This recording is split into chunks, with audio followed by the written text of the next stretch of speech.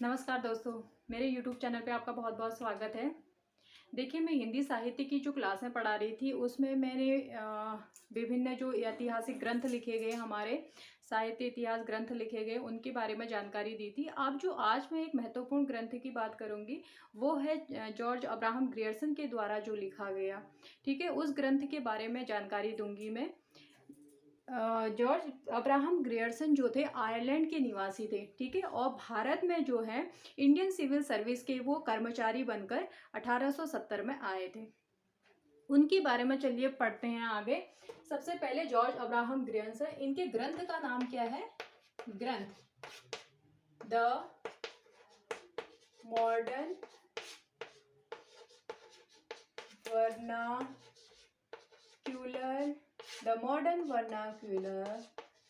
Literature of northern Hindustan, ठीक है, ये इनके ग्रंथ का नाम है। क्या है? The modern vernacular literature of northern Hindustan. इसका प्रकाशन वर्ष कब है? प्रकाशन वर्ष देखिए, ये प्रकाशन कब होता है? 1888 ईस्वी में, लेकिन इसकी दो तिथियां दे दी है, ठीक है। डॉक्टर नगेंद्र की अगर हम बुक पढ़ते हैं तो उसमें हम पाते हैं कि 1888 ईस्वी में ये पुस्तक प्रकाशित हुई थी, लेकिन वहीं रामचंद्र शुक्ल का अगर हम ग्रंथ देखें तो उसमें मिलता है कि 1889। तो हमें दोनों तिथियां पता होनी चाहिए कि किसके द्वारा कौन सी तिथि है। डॉक्टर नगेंद्र के अनुसार, डॉक्टर नगेंद्र 1888 ईस्वी, ठीक है, और शुक्ल के अनुसार कौन सी होगी? 1889 ईस्वी, ठीक है। ये दो तिथियां हमको पता होनी चाहिए, क्योंकि एग्जाम टाइम में कभी ऐसे भी पूछ सकता है कि डॉक्टर नगेंद्र के अनुसार प्रकाशन तिथि कौन सी है, क्योंकि आजकल इसी टाइप के क्वेश्चन पूछे जाते हैं। तो वो हमको दोनों पता होनी चाहिए। 1888 डॉक्टर नगेंद्र ने बता रखी और शुक्ल ने बता रखी 1889 ईस्वी। अब इसकी भाषा क्या थी? इसकी भाषा जो है, इस पुस्तक की, इस ग्रंथ की भाषा है अंग्रेजी भाषा।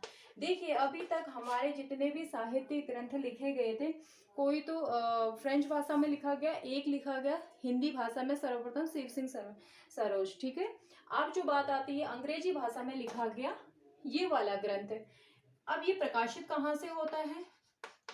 प्रकाशन तो हो गया, लेकिन प्रकाशित कहाँ से होता है?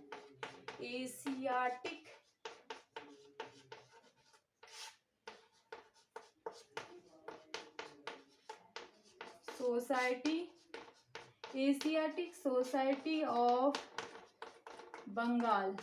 एशियाटिक सोसाइटी ऑफ बंगाल से जो है ये पुस्तक प्रकाशित, ये ग्रंथ प्रकाशित होता है। ये हो गई हमारे इसके बारे में जानकारी। इसमें आगे जानकारी प्राप्त करते हैं। चलिए मैं इसे हटा देती हूँ, क्योंकि ये चीज़ें आपको समझ में आ गई होंगी कि ग्रंथ का नाम क्या है, वो सभी को पता है, लेकिन इसके प्रकाशन वर्ष के बारे में शायद कुछ लोगों को पता ना हो कि किसके द्वारा कौन सी तिथि है। तो मैंने दोनों बता दी, डॉक्टर नगेंद्र के अनुसार भी, रामचंद्र शुक्ल जी के अनुसार भी। और इसकी भाषा जो थी अंग्रेजी भाषा थी, और प्रकाशित कहाँ से हुआ? एशियाटिक सोसाइटी ऑफ बंगाल से। अब इसका अनुवाद की सबसे पहले हम बात कर लेते हैं कि जो ये ग्रंथ, अब इसके अनुवाद की बात करते हैं। अनुवाद, ठीक है, इस ग्रंथ का जो अनुवाद किया गया वो किसके द्वारा किया गया? किशोरी लाल गुप्त के द्वारा। किशोरी लाल गुप्त जी के द्वारा जो है ग्रियर्सन के ग्रंथ का अनुवाद किया जाता है। और अनुवाद कब किया जाता है? 1957 ईस्वी में, ठीक है। 1888-89 में ये लिखा प्रकाशित हुआ, लेकिन 1957 ईस्वी में जो है इसका जो होता है अनुवाद होता है, ठीक है। और अनुवाद कहाँ से होता है?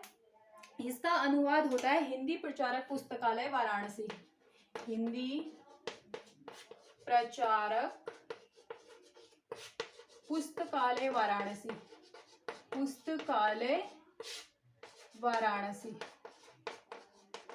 देखिए, इस पुस्तक का अनुवाद, इस ग्रंथ का अनुवाद किसके द्वारा किया जाता है? किशोरी लाल गुप्त के द्वारा। ये कभी कभी पूछ लिया जाता है।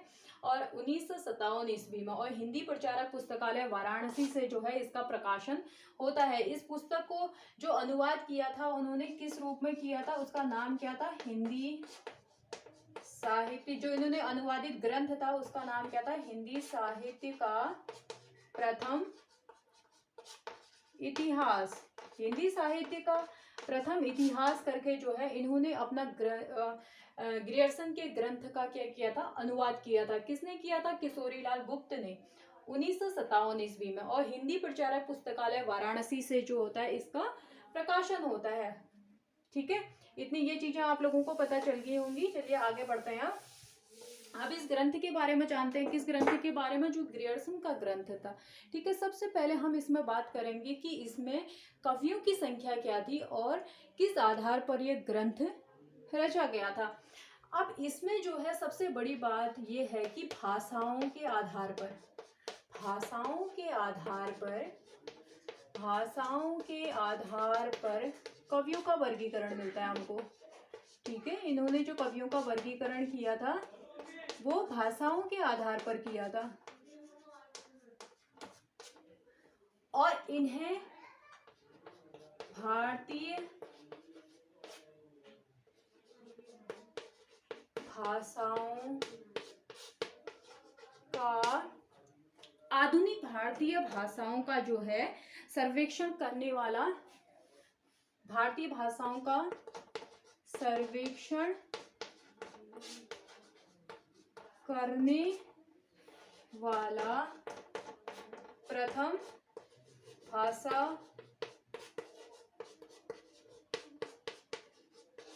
वैज्ञानिक माना जाता है। ठीक है, ग्रियर्सन की बात हम कर रहे हैं तो इन्होंने जो अपना ग्रंथ लिखा था द मॉडर्न वर्नाक्युलर, तो उस पे जो है भाषाओं के आधार पर इन्होंने कवियों का वर्गीकरण किया था।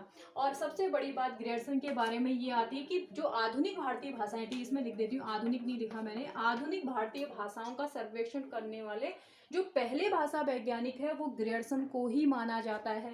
ठीक है, अब भाषाओं के आधार पर कवियों का वर्गीकरण, ये चीज हमको लिखी मिली, जिसको स्वयं ग्रियर्सन कहते हैं कि मैंने जो है इस ग्रंथ में जो आधुनिक भारतीय भाषाओं के आधार पर कवियों का वर्गीकरण किया है।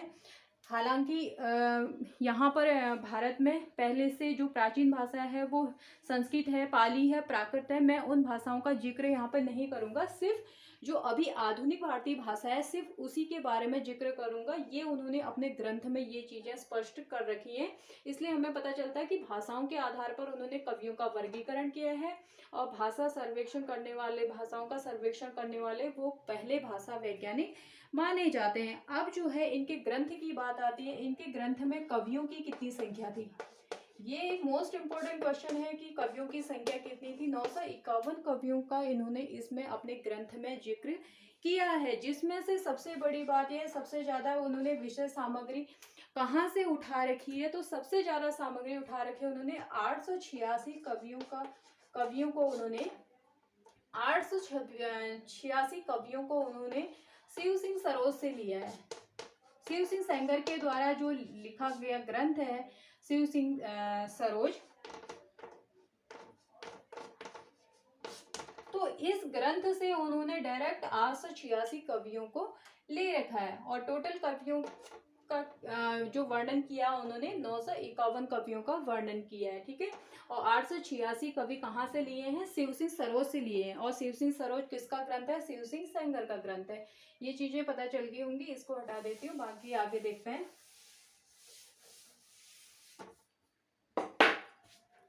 देखिए अब शुक्ल की बात करते हैं कि शुक्ल ने इनके ग्रंथ को क्या कहा। शुक्ल की बात करते हैं कि शुक्ल ने इनके ग्रंथ को क्या कहा, क्योंकि शिव सिंह सरोज को उन्होंने क्या कहा था, प्रथम वृत्त संग्रह कहा था, और इनके ग्रंथ को क्या कहा उन्होंने, प्रथम कवि वृत्त संग्रह। देखिए शुक्ल के अनुसार ये चीज मोस्ट इम्पोर्टेंट है कि इन्होंने इनके ग्रंथ को क्या कहा था। तो शुक्ल जी मानते हैं कि जो ग्रियर्सन का ग्रंथ है वो कवि वृत्त, सबसे बड़ा क्या है, कवि वृत्त संग्रह कहा है उन्होंने। किसके ग्रंथ को, ग्रियर्सन के ग्रंथ को, ग्रियर्सन के ग्रंथ को उन्होंने कवि वृत्त संग्रह कहा है। अब इसमें बात आती है कि इसके भाग कितने थे। इस ग्रंथ के जो टोटल भाग है, कुल भागों की संख्या 12 है। ठीक है, ये आप समझ लीजिए, इसमें 12 भागों का जिक्र है। ठीक है, 12 भाग हैं, इन्होंने काल विभाजन किया सर्वप्रथम इन्होंने किया, तो इन्होंने 12 भाग किए उसके। अब 12 भागों में से 11 भाग तो मुख्य है, लेकिन 12वां भाग क्या है, 12वें भाग में इन्होंने जो पिछले 11 भाग हैं उन सब का संक्षिप्त वर्णन उन्होंने किस में दे रखा है, सबकी जानकारी किस में दे रखी है, 12वें भाग में दे रखी है। ठीक है, अगर कोई प्रश्न आ जाता है कि 12वें भाग की विशेषता, 12वें भाग में 11 भागों का वर्णन, 11 भागों का वर्णन किसमें किया है इन्होंने, 12वें भाग में। ठीक है, और ग्रंथ के जो भाग हैं वो 12 हैं, 12वें भाग में इन्होंने 12वें भाग में जो है 11 भागों का वर्णन किया है। अब एक प्रश्न आता है कि विधेयवादी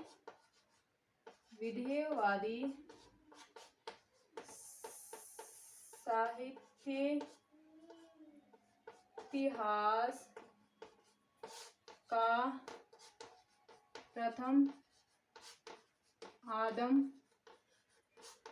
प्रवर्तक, यहाँ पे जगह नहीं है, मैं ऊपर लिखती हूँ, प्रवर्तक किसने कहा है। देखिए, विधेयवादी साहित्य इतिहास का प्रथम आदम प्रवर्तक इनको किसने कहा है, तो नलिन विलोचन शर्मा ने कहा है। नलिन विलोचन शर्मा। अब नलिन विलोचन शर्मा जी कहते हैं कि ये क्या है, विधेयवादी साहित्य इतिहास के प्रथम आदम प्रवर्तक है। शुक्ल जी ने क्या कहा, सबसे बड़ा इनके ग्रंथ को प्रथम कवि वृत्त संग्रह का, वृत्त संग्रह कौन सा था, शिव सिंह सरोज था, लेकिन कवि वृत्त संग्रह कौन सा है, ग्रियर्सन का। और नलिन विलोचन शर्मा जी क्या कहते हैं, इनको उन्होंने माना विधेयवादी साहित्य इतिहास का प्रथम आदम प्रवर्तक माना। किसने माना, नलिन विलोचन शर्मा ने। ठीक है, ये इसके बारे में, इस ग्रंथ के बारे में थोड़ी बहुत जानकारी थी जो मैंने आपको दी। और इसी ग्रंथ को जो है नींव का पत्थर भी कहा जाता है, नींव का पत्थर। ठीक है, प्रस्थान बिंदु किसको कहा जाता है, शिव सिंह सरोज को, है ना, वो पिछले वीडियो में मैंने आपको बताया था। अब नींव के पत्थर की बात आती है तो नींव का पत्थर किसको कहा जाता है, ग्रियर्सन के ग्रंथ को। ठीक है, क्योंकि इसमें जो है हमको प्रथम बार काल विभाजन मिलता है। ये थी इस ग्रंथ के बारे में थोड़ी बहुत जानकारी। मैं आशा करती हूँ कि आप लोगों को ये अच्छे से समझ में आया होगा। इसमें एक चीज और है कि इन्होंने आदिकाल को नाम दिया था, आदिकाल को इन्होंने चारण काल कहा। आदिकाल को क्या कहते हैं, चारण काल। ठीक है, ये सभी को पता है, आदिकाल को चारण काल का। और भक्ति काल को क्या कहा इन्होंने, ये मोस्ट इम्पोर्टेंट है, भक्ति काल को इन्होंने स्वर्ण युग इन्होंने ही कहा था, स्वर्ण युग। भक्ति काल को स्वर्ण युग किसने कहा था, तो स्वर्ण युग जो कहा था ग्रियर्सन ने कहा था। ठीक है, जॉर्ज ग्रियर्सन भक्ति काल को स्वर्ण युग कहते हैं और आदिकाल को चारण काल कहते हैं। ये था इस ग्रंथ के बारे में थोड़ी बहुत जानकारी जो मैंने आज की वीडियो में आपको दी। और ये ग्रियर्सन के बारे में, जॉर्ज अब्राहम ग्रियर्सन के बारे में थोड़ी सी जानकारी। आशा करती हूँ कि आप लोगों को ये वीडियो भी पसंद आई होगी और जो मैंने बताया वो भी समझ में आया होगा। आज के लिए बस इतना ही, चलिए धन्यवाद।